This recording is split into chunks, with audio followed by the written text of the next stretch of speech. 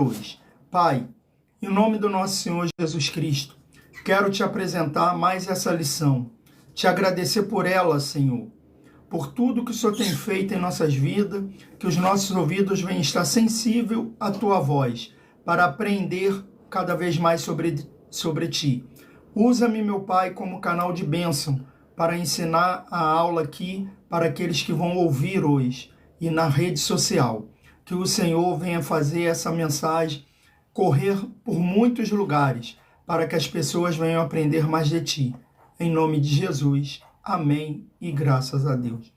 Amém, graças a Deus, que cada um de vocês seja um ajudante do Evangelho, para me ajudar a evangelizar. Curta e compartilhe essa live com alguém que você acha que mereça aprender essa lição. Vamos lá para a leitura básica, que é Mateus 6, 5 a 13. E quando orares, não seja como os hipócritas, pois se comprazem em orar em pé nas sinagogas e às esquinas das ruas, para serem vistos pelos homens. Em verdade vos digo que já receberam o seu galardão. Mas tu, quando orares, entra no teu aposento e, fechando a tua porta, ora a teu Pai, que vê o que está oculto, e o teu Pai, que vê o que está oculto, te recompensará. E orando, não useis de vãs repetições, como gentios, que pensam que por muito falarem serão ouvidos.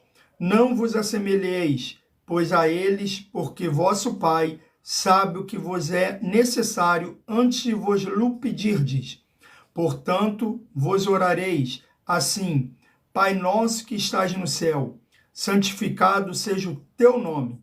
Venha o teu reino, seja feita a tua vontade, tanto na terra como no céu. O pão nosso de cada dia nos dai hoje. Perdoa as nossas dívidas, assim como nós perdoamos os nossos devedores. E não nos induza à tentação, mas livra-nos do mal, porque teu é o reino, o poder e a glória para sempre. Amém. Então, vamos aqui com a nossa introdução de hoje, que vai falar a oração do Pai Nosso, conhecida também como a oração dominical, do latim Dominus Senhor.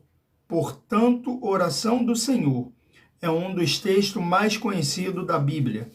Pessoas de toda a idade e dos diversos ramos do cristianismo conhecem pelo menos as primeiras palavras dessa oração. Muitos livros, poesias e hinos sobre o tema já foram produzidos ao longo da história. Lutero escreveu um comentário sobre o Pai Nosso, juntamente com os 10 Mandamentos e o Credo dos Apóstolos, no seu Catecismo Menor em 1529. Isso por si só mostra a importância dessa oração do cristianismo. O ponto 1 dessa lição, o primeiro tópico, vai falar a oração. A oração é a alma do cristianismo e expressa a nossa total dependência de Deus. Ela é tão antiga quanto a humanidade, e o próprio Jesus se dedicava à oração particular e secreta. Sendo ele Deus, vivia em oração contínua. Que exemplo! O que não diremos nós com respeito à oração? 1.1 Definição. Da declaração de fé nas Assembleias de Deus, define oração como ato consciente pelo qual a pessoa dirige-se a Deus para se comunicar com Ele e buscar a sua ajuda por meio de palavras ou pensamento. A oração é central para a vida cristã. A fé cristã não prescreve local, dia da semana, horário ou postura de pé, sentado ou ajoelhado para fazer oração. O ensino cristão é orai sem cessar. 1 Tessalonicenses 5,17. Não há problema para quem deseja orar em pé. 1 Samuel 1, 9, 10. Prostrado em terra. Neemias 8,6. De joelho. 1 Reis 8,54. A postura física não importa. O importante é a posição espiritual diante de Deus. É orar com a sinceridade e estar em comunhão com o Senhor Jesus. Então, o que está falando aqui? Quando Jesus quer falar para nós que não importa o jeito que vamos orar, a postura que estamos fisicamente, mas o que importa é a nossa postura espiritual. É aquela como estamos com Deus. Estamos orando somente por barganha? Estamos orando somente para nos amostrar para outras pessoas que oramos? Estamos somente orando para receber bênçãos? Mas como é que está a sua intimidade com Deus? Certa vez eu estava orando, eu saí de casa, tinha acabado de orar. Estava indo para o trabalho. Quando eu cheguei na esquina da minha rua, eu comecei a orar de novo. E falei assim, Senhor, o Senhor deve estar de paciência cheia. Que eu acordei e orei. Antes de sair, orei. E já mal orei e já estou orando de novo. A resposta de Deus foi simples e clara. Pelo contrário, meu filho, o que eu adoro quando vocês oram, porque traz intimidade entre nós dois. Então é isso, você quer ter intimidade com Deus? Ore. Não importa o jeito que você está, de qual postura você está. Está em pé, sentado, de joelho, até mesmo deitado. Às vezes a gente não tem força para levantar. Certa vez eu estava deitado na minha cama, não estava doente, mas estava deitado na minha cama, de repente senti um aperto no peito, um peso grande, e eu tentei levantar e não conseguia. Eu falei, não, se tem alguma coisa errada, tem alguma coisa espiritual aqui. E a única coisa que eu consegui foi virar de bruços e comecei a orar. Orei, falei com o Senhor, falei, Senhor, não sei o que está acontecendo, mas se é livramento, se é alguma coisa que eu estou sentindo, que o Senhor tire, me ajuda, Senhor. Eu orei e daqui a pouco aquele peso que estava no peito, que não deixava eu levantei. Consegui levantar. Aí, de repente, minha mãe ligou para minha esposa, tá, beleza, falou. Aí, ué, quem era? Sua mãe, ué, por que ela ligou para você e não para mim? Não, eu não queria te preocupar. Falei, não, agora ela já preocupou. E aí, quando eu liguei para ela, ela falou que estava andando na rua, um rapaz foi alvejado com tiros e o rapaz caiu nos pés dela. Mas para honra e glória do Senhor Jesus, nada foi atingido a ela. Ela não foi atingida. Ela tomou aquele susto com aquela pessoa caindo alvejada nos pés dela. Mas Deus botou as mãos dele em cima, sobre ela. Essa semana era semana de Natal. Minha mãe viria passar o Natal aqui conosco. E veio passar. Imagina como seria o nosso Natal. Como foi o Natal da família daquele rapaz. Mas o inimigo, ele queria, além de levar a vida daquele rapaz, ele queria levar a vida da minha mãe também. Mas Deus agiu com providência e livrou a vida da minha mãe. Amém? O ponto 2 dessa lição. Exemplo bíblico. A Bíblia mostra a oração desde que Sete, filho de Adão e Eva, nasceu. Então se começou a invocar o nome do Senhor. Gênesis 4, 26. Essa prática continuou na vida dos patriarcas do Gênesis, Abraão, Isaac e Jacó. A oração estava presente na vida de Moisés, dos profetas Samuel e Elias, entre outros, e dos reis piedosos como Ezequias. Então, a oração, ela não começou de um dia para o outro. Ela não é nova. Ela não começou quando o Senhor Jesus ensinou a oração dominical, a oração do Pai Nosso. Não. Ela começou lá atrás. O que é oração? É uma conversa. É uma conversa com Deus. Então ore sempre, porque você orando, você está chamando a atenção de Deus. Você orando está criando intimidade com Deus. Porque quando nós conversamos com alguém, criamos intimidade. É por isso que devemos orar sem cessar, para termos sempre essa intimidade com o Senhor. Com essa intimidade que temos com o Senhor, o que vai acontecer?